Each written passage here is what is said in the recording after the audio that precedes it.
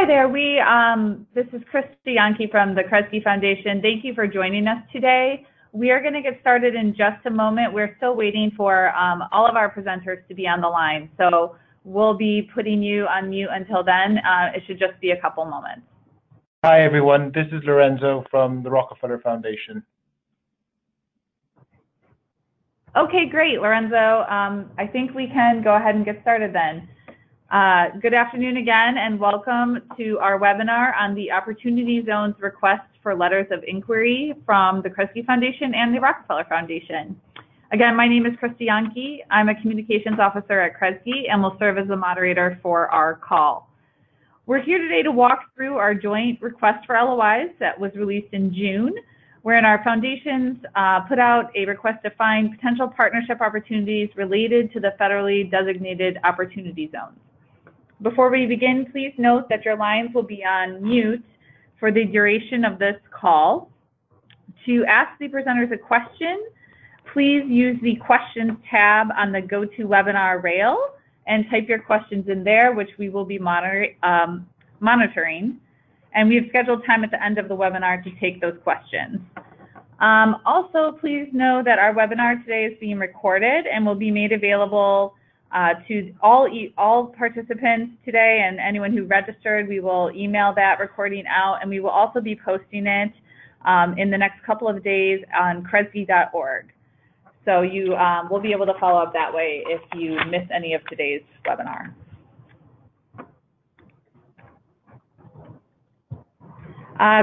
This is our agenda. Just wanted to quickly share where we're going to be going and introduce our two speakers. We will be covering our LOI requests, giving an overview of the opportunity zones, which we assume most people are pretty familiar with, so that will be very quick. And we'll walk through some of the key aspects of the submission process for the LOI request, including the key dates and next steps. And then again, towards the end of the call, we will have time for questions. We have two presenters today, as previously met, from the Rockefeller Foundation. We have Lorenzo Bernasconi, who leads the Foundation's Innovative Finance team as a Senior Associate Director. Lorenzo is responsible for the Foundation's Innovative Finance and Impact Investing portfolio.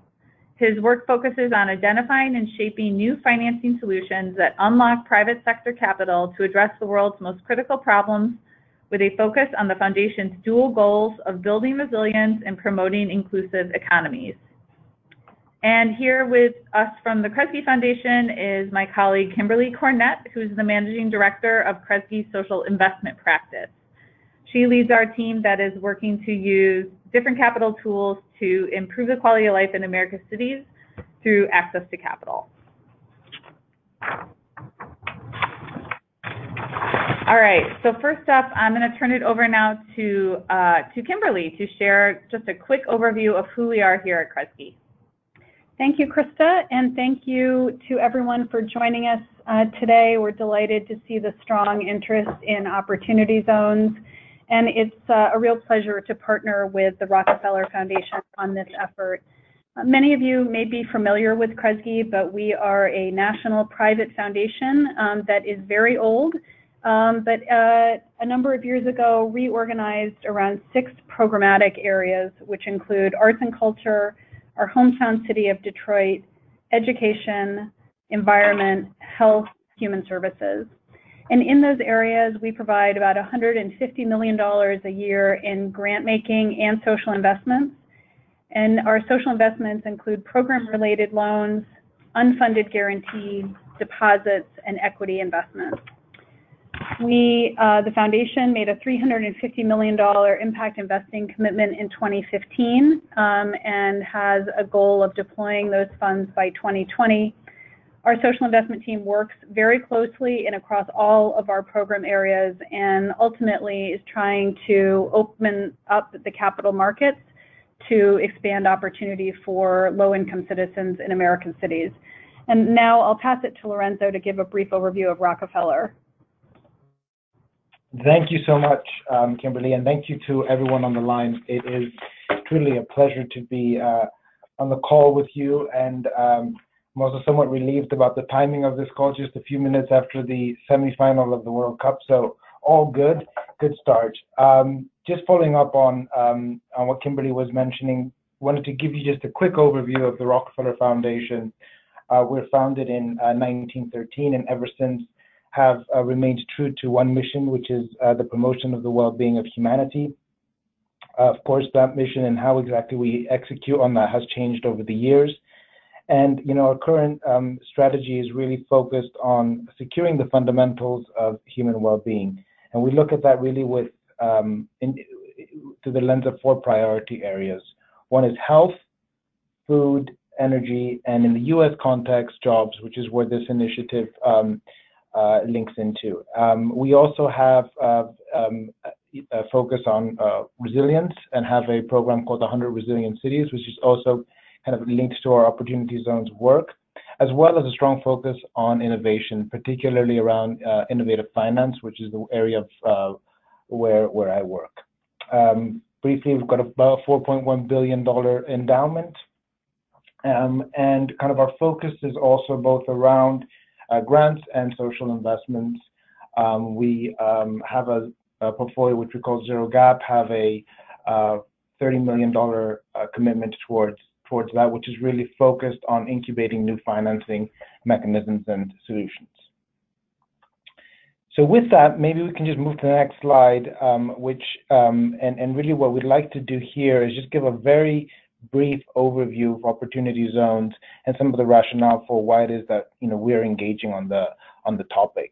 I mean, I assume that most people on the call have a pretty good understanding and background on Opportunity Zones, but just to be on the same page, in brief summary, Opportunity Zones are census tracts in low-income communities that states have identified as eligible for a new tax incentive that was included in the Jobs Act that was passed last winter. The zones allow eligible investors as a way to invest their capital gains into these zones. The legislation, as many of you know, is designed to encourage long-term investment. So the idea is that after 7 years, 15% of the tax on investors' initial profits, so to speak, the capital gains, is forgiven, and that the longer investors leave their money in Opportunity Zone funds, the more capital gains tax will be waived. So if it's held over a decade, any added profit from Opportunity Zones, any added profit that comes from investments in those Opportunity Zones is not taxed at all. Because there's no actually limit to the total dollars that can be invested in Opportunity Zones, we think this could be, and given the kind of the incentive that's in place, we think this could be of great benefit to low-income communities. However, as the legislation is written, the law doesn't require any guardrails around what kinds of projects get financed in these communities, nor is there any impact tracking data requirements, which existed in other kind of similar federal programs that have proven essential to ensuring that these tax incentives really drive towards opportunity for low-income residents. And so, with this in view, I mean, this effort is really a collective effort on the part of Rockefeller and Kresge to see how it is that we can help shape this opportunity and the implementation of investments, at least from the Rockefeller perspective. In this case, we care about from an inclusive economic development perspective. And the LOI is really part of this effort to demonstrate how Opportunity Zone investments can benefit the lives of community and low-income for low-income people. Kresge and Rockefeller and many of you on the phone have been longtime investors in distressed markets in the U.S.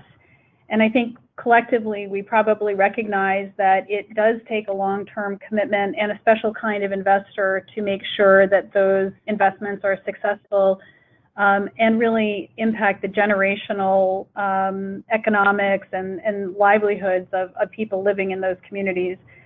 And as we saw the Opportunity Zone program launch, I think our first reaction was, this is great. This is a new community development tool, and we haven't seen one of those in a long time. And certainly the creativity of utilizing the tax code to unlock new capital should be applauded. But as Lorenzo noted, this program as it currently stands lacks some of the traditional guardrails that we're familiar with. And so what we were concerned about was that capital would most likely flow to where the risk was lowest and the return was highest, and where the capital could flow most easily. And so we were concerned that the flow of capital might not go evenly across the United States. So we, as part of our $350 million commitment, have a generous allocation of guarantees. So those are unfunded guarantees, contingent liabilities on behalf of Kresge. And so we're interested in exploring how those guarantees may help opportunity zone managers develop investment strategies that promote long-term social and economic growth for those communities.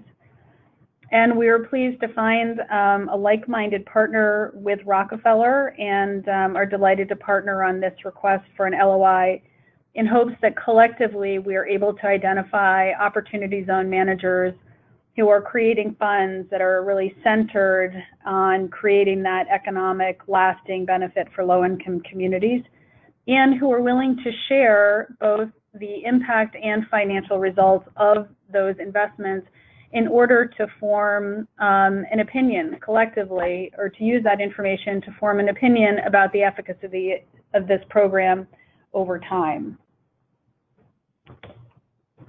So what are we looking for? I'm sorry. Go ahead. Go ahead, Lorenzo. Go ahead. No, go ahead. We are interested in hearing from potential opportunity fund managers who first and foremost have a background working in low-income communities and who can articulate a thesis on where the capital will come from to fund those investments. So you'll see in the LOI that we're asking you to articulate, again, what your experience has been, both working in communities and your experience raising capital from likely investors. As noted here, a second requirement is that, we're looking for fund managers that are focused on the impact integrity. So there must be, long-term commitment, to long-term impact and financial reporting, and also show that they have a track record of raising capital from, the types of investors that we think are likely to be attracted to opportunity zones. A core tenet of many of our investments is looking to partner with investors that are able to share in the economic risk that the foundations are taking. So that is something that we're also looking for. You probably saw in the large disclaimer in the LOI that neither foundation has made any formal commitment to make an investment. We're using this process as an opportunity to explore who the prospective fund managers are, what their thesis is and qualifications, as well as how they may use investment or guarantees from the foundations to benefit their funds. But again, there is no guarantee that either foundation will ultimately enter into a partnership. We will be evaluating that both collectively but also independently based on some of the programmatic priorities that each foundation has. It should be noted that because we are private foundations and do not pay capital gains taxes, we are therefore not eligible to receive the tax benefits that are in place for opportunity zone investors, and it is unlikely that we would use our endowment to benefit these funds. So with that being said, Kresge and Rockefeller have issued the LOI request that with the expectation that we might learn about the methods for investment alongside of funds, and specifically from Kresge, look for the application of unfunded guarantees. Lorenzo, is there anything you would add to that? Yeah, no, I would just say that from the Rockefeller's perspective, totally, agree with your word of caution. I mean, that said, obviously, there is an interest for us to be actually supporting the actual mobilization of capital. So if there are opportunities that we think have the impact integrity and the potential to mobilize capital at scale, it's something we will certainly consider very carefully. And the second point I'd say is that, we would consider also kind of a broader set of tools. Certainly guarantees is one, but we'd also look at other things, including potential grants or even equity investments into funds. So I think with that, maybe we can move on to speaking a little bit more about the actual LOI and some of what are the kind of important elements for the submission of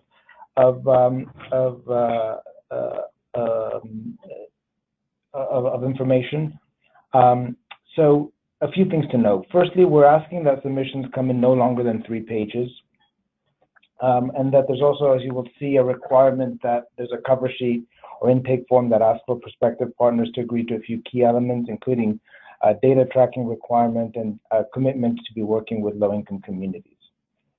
You have seen that the LOI request and qualifications cover sheet can be downloaded at the Kresge website. So it's kresge.org/library. And in it, you will see that, we're asking for a number of details. I think 3 really stand out. First, it's really background on the fund manager and its management, including what are past qualifications, and the overall kind of readiness of the team. Second, we'll be looking at the proposed investment focus. So, I'm trying to understand what are the kind of social and economic issues that the fund is looking to address. And we'd also like to know, as part of that, what are some of the targeted geographies that the fund is looking to invest in. And finally, we're interested in hearing about what is the kind of proposed implementation approach. So what are the proposed investment structures, the expected capital sources, and the proposed asset classes that are involved.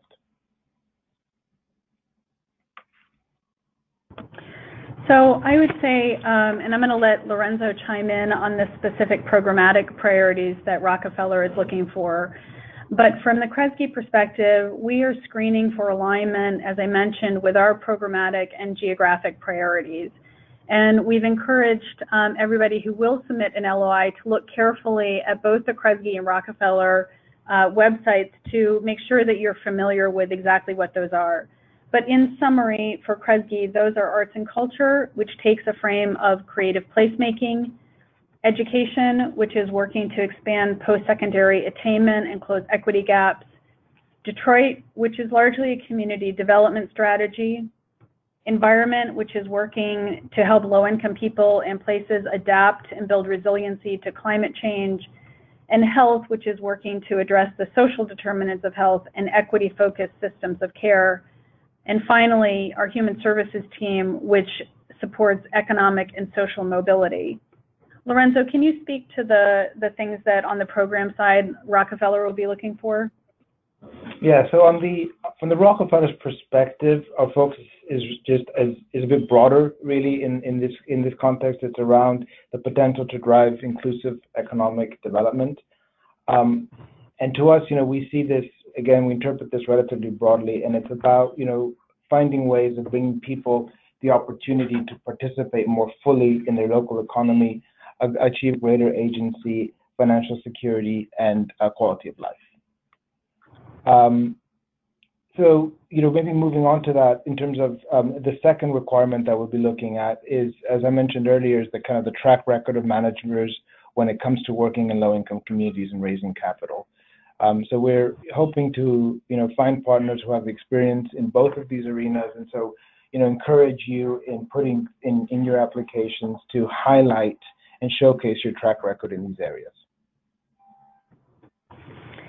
On the Kresge side, in addition to the specific programmatic priorities that we also have a focus on several priority markets, and those include our hometown of Detroit, Memphis, and New Orleans, and are interested in hearing from managers who are working in those geographies. Yeah, and then from the Rockefeller's perspective, the geographic alignment, we work nationally. Our focus really is ultimately on supporting kind of the best ideas and those that we think can be replicated across different areas. That said, we do have vested relationships and can feel that we can be most, helpful in places where we have a footprint. For us, I think probably the most directly relevant initiative is 100 Resilient Cities. Across the U.S., there's 23. And these include cities such as Atlanta, Boulder, El Paso, and also actually San Juan, so Puerto Rico, which is an opportunity zone in itself. So those are the areas we'd be interested in. But again, I think our focus is a little broader in trying to think what is the kind of best-in-class models that we think can be then replicated.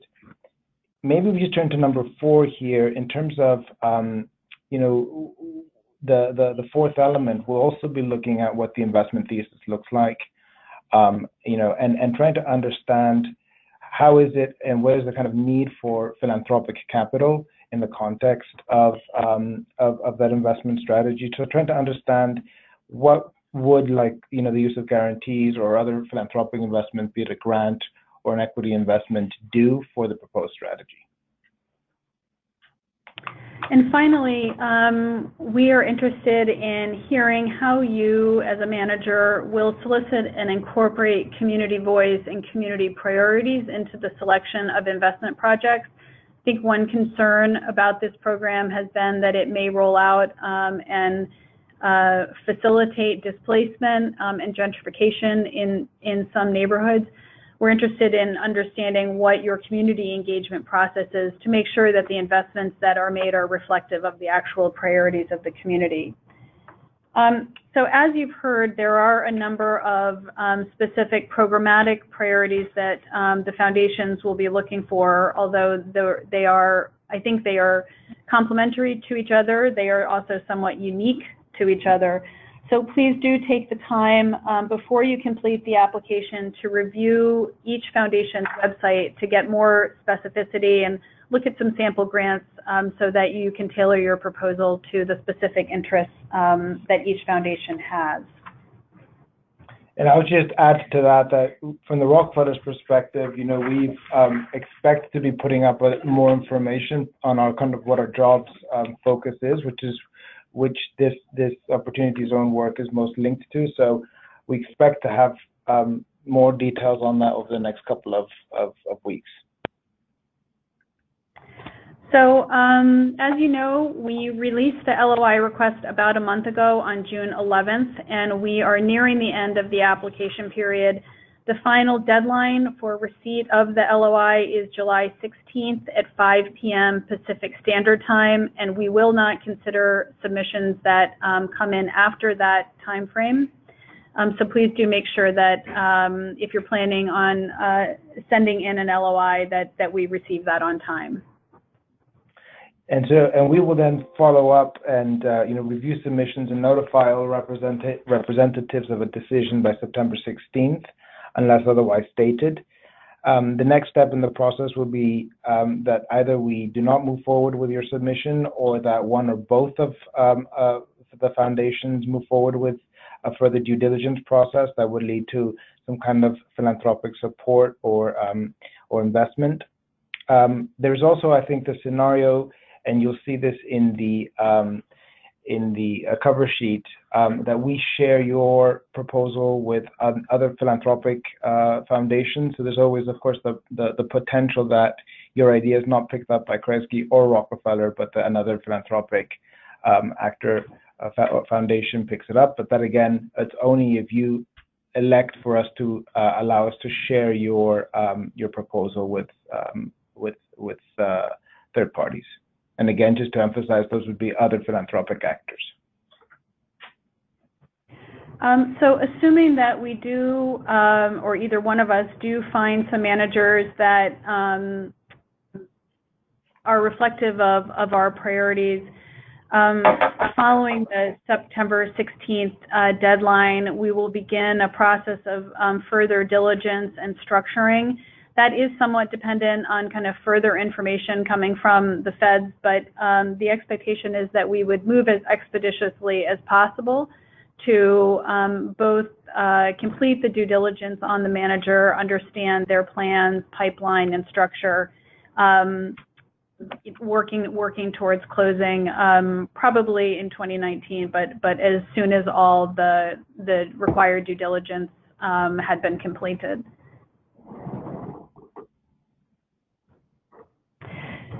With that, Krista, we're ready to take some questions here. Yes, I think that's where we're at. So first of all, thank you all again, and I want to make sure everyone knows that we do plan to share out the recording of the webinar as well as the slides, so watch email for that. And if you haven't had a chance to enter a question in, you can use the GoToWebinar right rail where it says questions, and that's where you type your question. So we have a number of questions here. I will read the questions off, and then Kimberly and Lorenzo will both sort of chime in as appropriate. So first, quickly, must the strategies align with the programmatic interests of both Kresge and Rockefeller? And I think the answer to that is no, but let's let the program side answer. The answer to that is no. We would be delighted if we found some proposals of mutual interest to Rockefeller and Kresge, but to the extent that a proposal is better suited for one foundation or another, we have, in a friendly way, agreed to also act independently if we need to. Okay, and then someone mentioned that our slide said the closing period. I'm sorry, Lorenzo, did you want to chime in at all on that? No, go ahead. Just nothing to add us right now. Okay. Someone mentioned that the previous slide with the key dates had the closing period of Q1 and Q2 2018. That is incorrect. You're right. It is 2019 that we are anticipating that we would be closing any investments. We also had a question if we're looking for one LOI or if we are looking for separate LOIs for each foundation. So Kimberly or Lorenzo. We're looking for one LOI from each manager, and we will share that between us. And again, as Lorenzo said, if you check the box giving us permission to share with other philanthropies who have expressed interest, we will do that. Okay. And then another just sort of logistical one is, can you say if we're currently working with other foundations on this effort? As we mentioned, we've said that we would be open with sharing what we get, but I don't believe at this time we have any active relationships that we know of that are you know, going into our thinking at this point. Is that correct, Kimberly and Lorenzo? Yeah, I would say that we've had a number of informal conversations. There's certainly interest from other foundations, but there haven't been any kind of formal partnerships on this. Okay, great. We have a question about how do we define manager? Is it a business operator who has deep experience in LMI or a fund administrator / manager?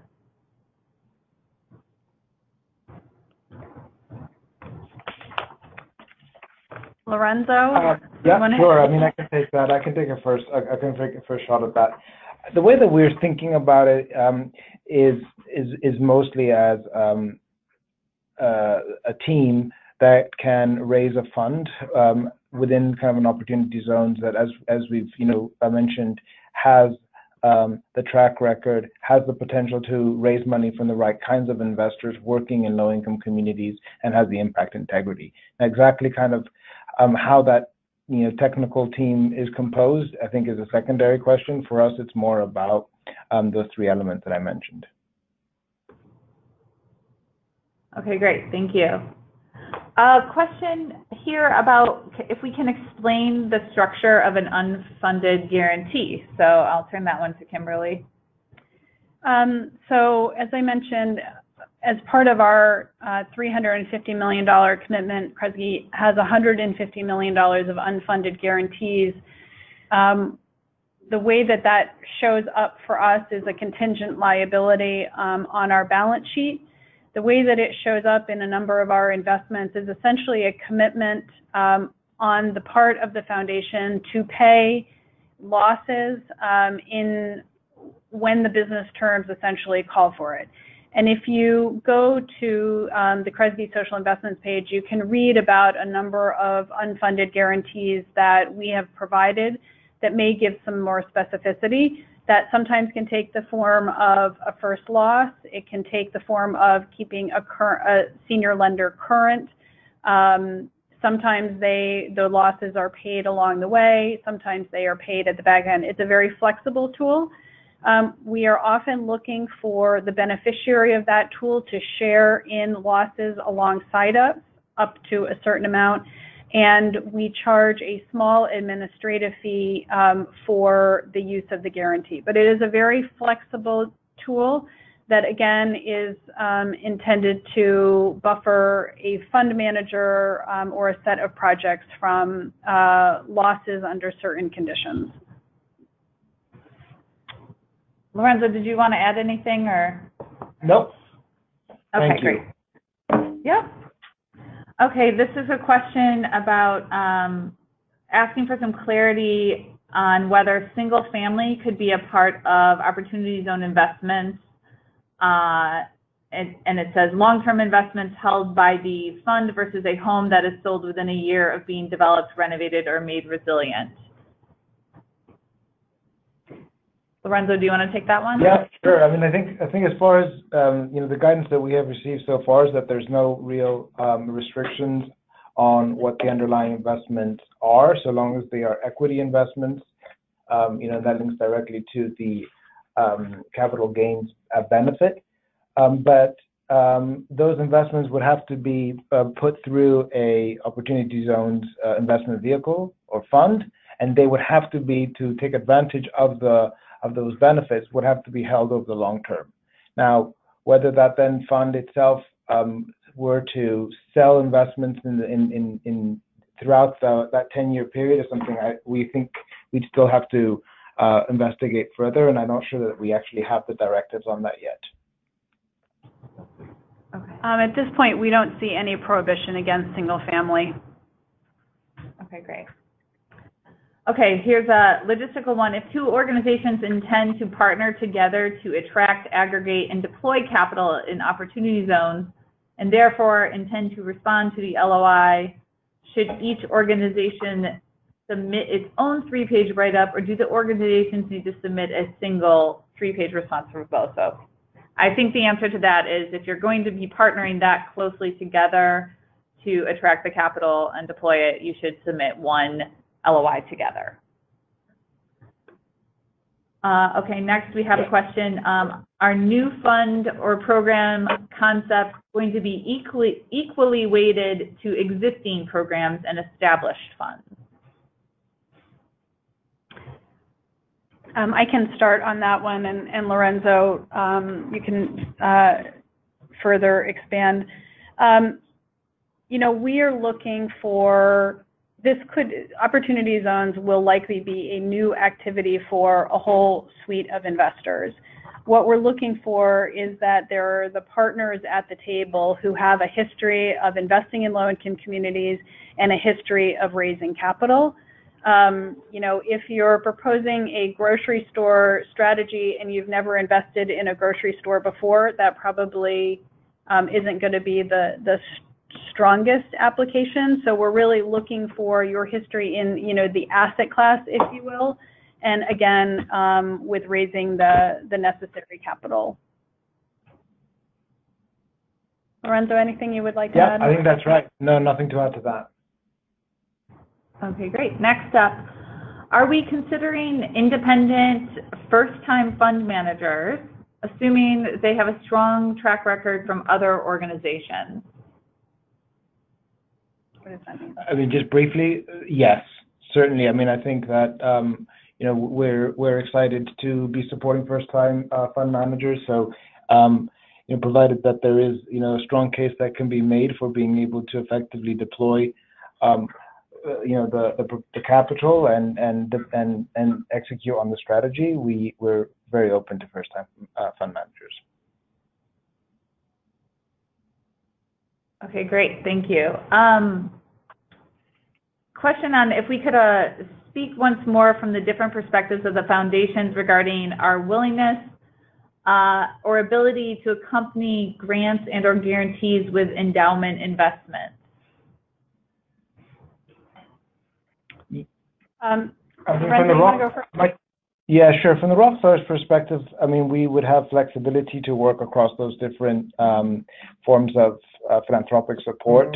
You know, we have tended to think about providing grants in certain cases where, you know, there's a case to be made for that in the development of a fund strategy, and could also then come in as an equity investor into the funds, or indeed provide a guarantee.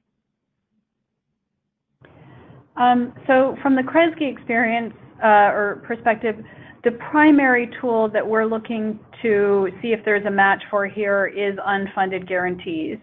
It is possible that we may bring some grant support, but again, we're leading with what the application is of unfunded guarantees and opportunity zones. We are unlikely to try to put our endowment to work in this program. Yeah, and I would say that as well, just to emphasize, all of the support that would go towards these efforts would be from the programmatic side. It wouldn't be from Rockefeller's endowment. And that's the same for Kresge. So, okay, next question is, if we could elaborate on what it means for a manager to take risk alongside the foundation. So from the Kresge perspective, when we use unfunded guarantees, we're often looking for a manager to share in losses, and we've been creative in how that shows up. But typically, and you know, this is not a hard and a fast rule, but we're looking for a manager to either take the first loss or to share pro rata in the first losses with the foundation up to an agreed upon certain amount. I'll just clarify, because somebody asked me this earlier today, an unfunded guarantee does not mean that the guarantee won't be funded. When the business terms of the guarantee agreement trigger a call on the guarantee, the foundation will pay, but the terms of that payment are often fairly nuanced and explicit in the guarantee agreement about under what circumstances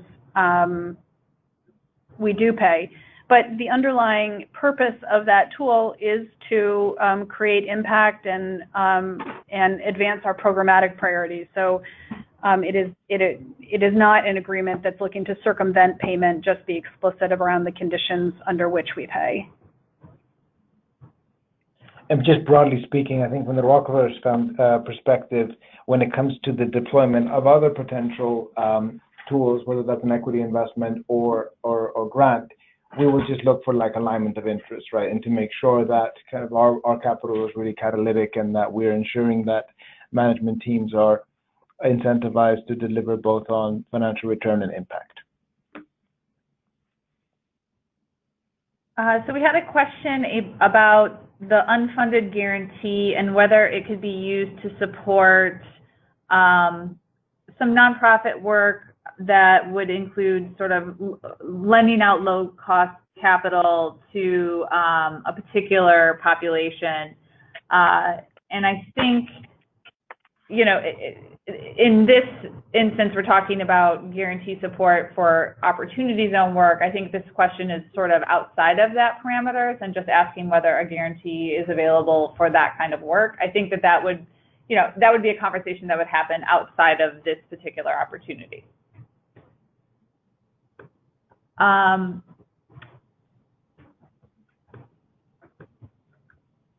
So here's a question, I'll just read this one. Since the regulation regarding fund structure is not yet finalized, should we estimate based on our expectations, and do you expect to select a partner when this is not yet done? Specifically, the regulations regarding a closed-end fund structure and whether we could meet the 90% test during the commitment period, where we may be in the raising capital and deployment phase, especially for new development, are not yet done. Yeah, no, I think that is the right point, and it was the point that I was trying to make when saying that although the deadline or our deadline to look for aligned managers is September 16th, the ultimate closing really is dependent on when the fine details of the regulation are available, because that will heavily influence structure. Okay, next Yeah. question is, oh, sorry, Lorenzo, did you want to add Go more? ahead. Go ahead. No, that's Okay. fine. All right. Okay, so next question is whether there are equity measures that we're considering for local, minority, or early fund managers, particularly those from the communities where the fund seeks to invest. I would just say we haven't yet kind of put forward any strict kind of criteria or equity measures, but you know, our thinking is that to the extent that you've got managers that are from the communities that they're looking to invest in, you know, I think that speaks favorably just because of you know, the view that hopefully if they're better positioned to be able to you know, deploy that capital knowing the local context extremely well. But you know, technically that's not something that we've considered. Okay, great, thank you. Given the overall length of the LOI, which again was 3 pages, what level of detail is expected for the investment structure? You know, I would say that, you know, we specifically made the LOI submission short because we have not made a formal commitment to make any investments, and we didn't want the burden to be too heavy. And we do understand that the structure also could be influenced by forthcoming regulations. So we're looking for a sketch and you know, some of the key points around like your ability to take losses if a guarantee is a good fit for your structure. We understand the limitations of space. I think Krista has wisely even indicated font size. So, you know, we're looking for your best attempt to give us as much detail as possible, but we understand there's going to be a lot more to be discussed subsequently. Lorenzo, anything else?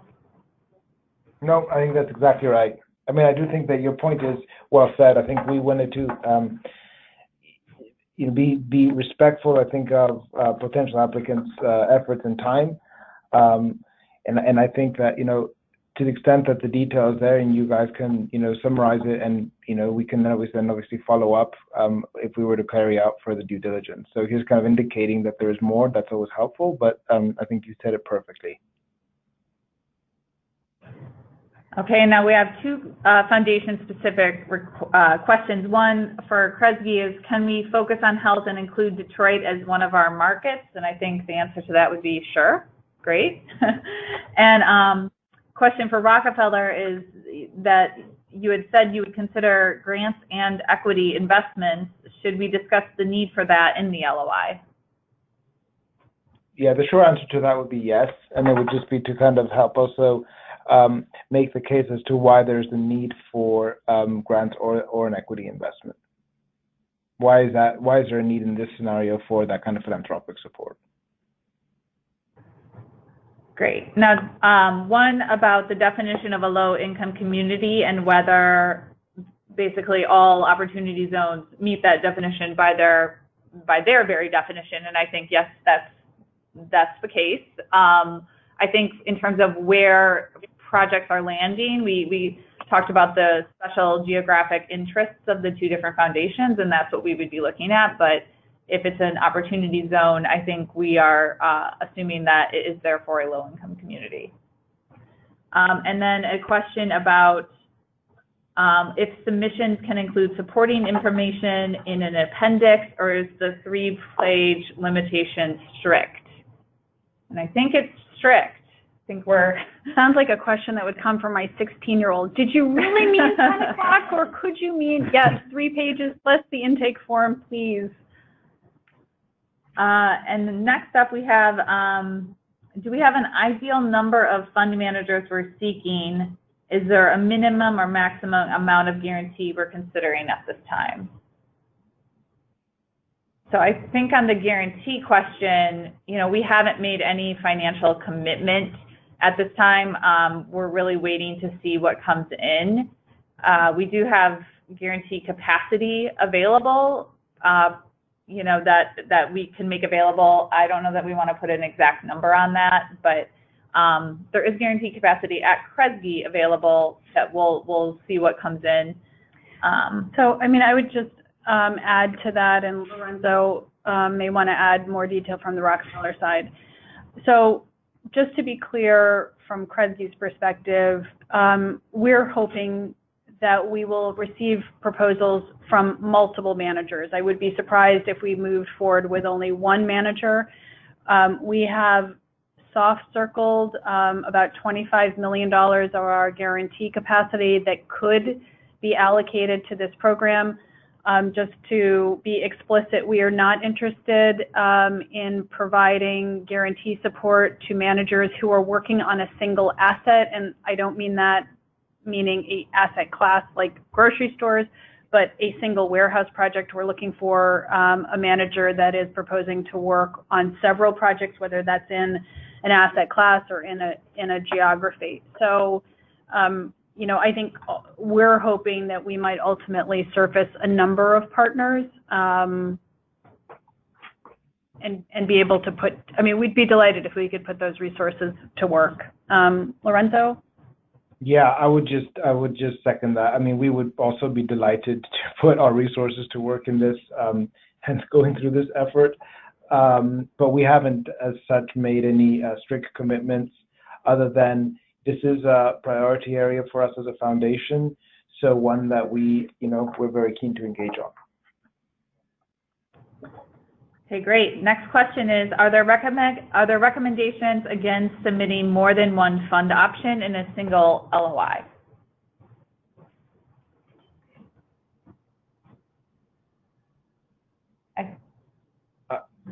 I mean, I think that's a good question. I think that in principle, there's no restrictions on submitting two proposals if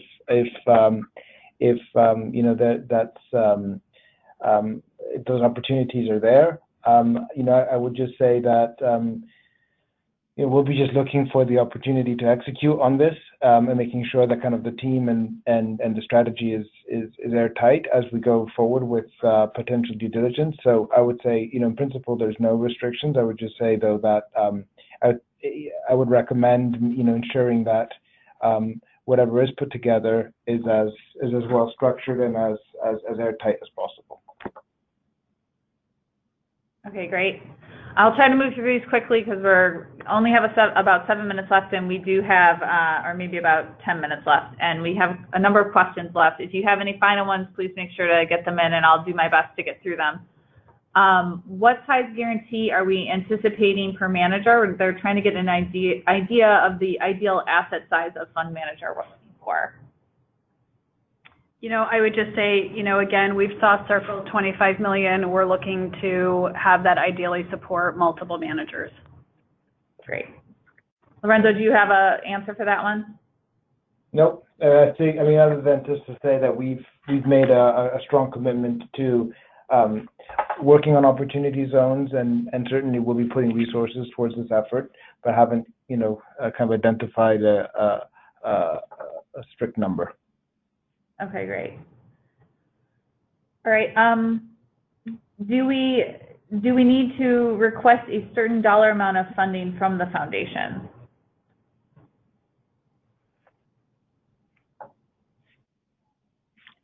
I would say that, folks need to provide a good estimate of the amount of resources, understanding that may, evolve, but, shouldn't double probably, if you were to move forward in due diligence. Yes, I think it'd be helpful certainly to have a ballpark figure of what that estimate looks like. Okay, great. A question about whether, to what extent the foundations are involved in the conversations to shape the regulations from the Treasury on the impact integrity piece.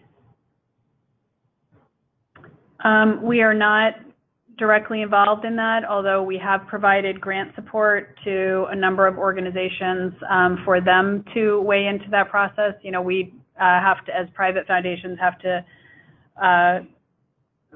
walk a careful line, or actually stay away from the line of influencing regulations. So we've provided grant support to organizations that are in a position to inform what that looks like, but not directly ourselves.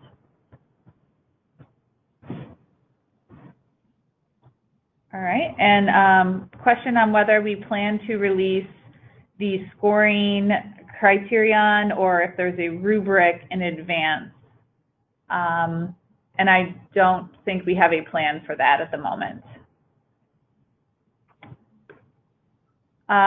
Question about, for the Rockefeller side, asking specifically if you have an allocation for unfunded guarantees and what that is. This question says that we had mentioned $150 million. Kresge does have a $150 million overall commitment to making unfunded guarantees as part of our $350 million impact investing commitment. For this, that is not an accurate, that's not all going to this program. So again, right now we've made no formal commitment. We have, as Kimberly said, sort of, $25 million that could potentially be moved. But so that's what our allocation is. And Lorenzo, do you guys have, I don't believe you have a number to share, but. No, we don't have an allocation to that, but we do also have an openness to doing guarantees, funded or unfunded. So, that's certainly a tool that's available to us, but we don't have an actual dollar figure. Okay, great, thank you.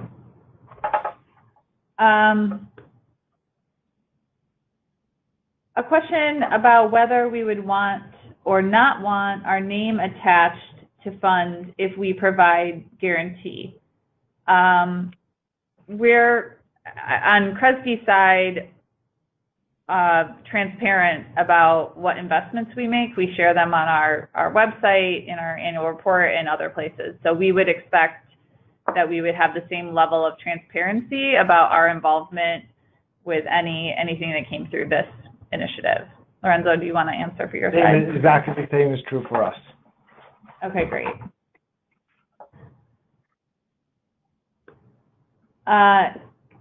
Question on the case of new managers, can applications list potential advisors and partners on a confidential basis? I think, sure. Yeah, yep. No problem at all. Question about whether you can consider this type of a guarantee as a kind of gap financing or support for investment opportunities. I think we would say you wouldn't be able to consider it from our vantage point as a gap finance because we don't fund the guarantee up front. It's unfunded and available just in the case of loss. So really what it's doing is de-risking projects to bring in other investors. Lorenzo, is there anything you want to add on that one? No, I mean, this is where I think, maybe an unfunded guarantee is not the best form of philanthropic support in that context. So, a potential grant, even a loan in this case, potentially, or as I mentioned earlier, an equity investment, these are all things that we would consider.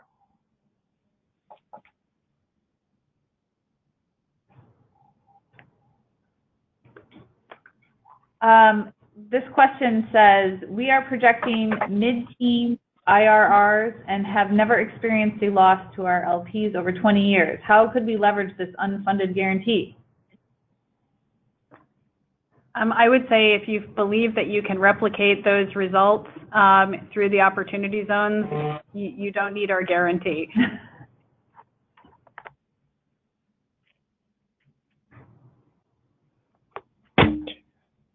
And I would just say, adding to that, I mean, one of the reasons this goes back to the question of making the case for philanthropic capital. It's really about trying to show why it is that, our support would be catalytic and either driving, say, you towards deeper impact or into a new area, or kind of there's certain cases where the economics of an opportunity zone may be such that they may need some kind of subsidy for certain years until it becomes more self-sustaining. So those are, I think, elements to keep in mind as you put forward your application.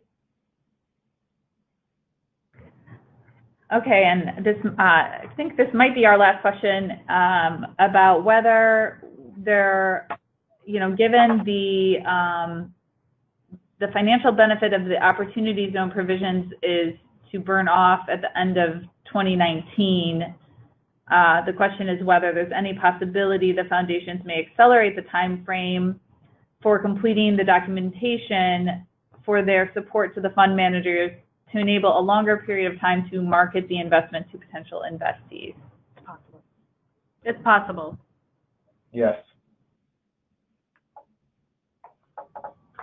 A couple more just came in here at the buzzer. I think this one was a follow-up to that question I just asked, saying that the original gain is being reduced from 15 to 10% as of January 1st, 2020. So I think the previous answer for that stands. And then last question here, can the guarantee apply for the whole 10 years and back multiple deployments of capital in the agreed upon asset class? Yes. And Kimberly is nodding yes on our end. Similarly here, we would have no restrictions there. I'm sorry, I have one more question that I promised to get in, and I feel badly that it's been saved for last because this was emailed in advance, so my apologies to Greg. But the question is if we can define sort of or outline the differences in outcomes versus impacts. I think this is something that might have come from the LOI language itself because it came in before the webinar. It's a great question. So I can start, and then Lorenzo, I'd welcome your input. Yes. Often I hear people ask the question, and it's a question we ask ourselves a lot as well. Have we truly achieved an outcome, or have we really achieved an output? So a unit of affordable housing versus, a generational impact on, economic stability. And we understand that actually identifying and evaluating outcomes can be a complicated process that also, may need to occur over several years. So, we're interested in hearing from fund managers that their intention is to create outcomes and not just outputs. But, as investors ourselves, we understand that there's grayness and complexity in there. So we're interested to hear what you have to say. Yeah, I would agree with that, and I would just think I think that the bigger play here is around outcomes, and so not just specific outputs. And so I think even being able to articulate how your proposed investment does contribute to something greater than kind of an individual unit, say, of affordable housing, is important. And I do think that thinking through that lens also helps inform what the actual investment strategy might look like, particularly as it may come to kind of, partnerships with certain, local NGOs or others that really kind of drive towards that greater impact. Okay, well, that wraps up our webinar. Thank you again to all who joined. We will be sharing in your email a link to see the presentation and to see the recording. So, follow up with us if you need to at socialinvestments@kresge.org. We will try as much as we can to follow up to any email questions there. Just due to the volume of interest in this, we can't take phone calls, so I do encourage you to use that email if you still have any questions for us. Otherwise, we look forward to seeing your submissions, and thank you. Thank you all.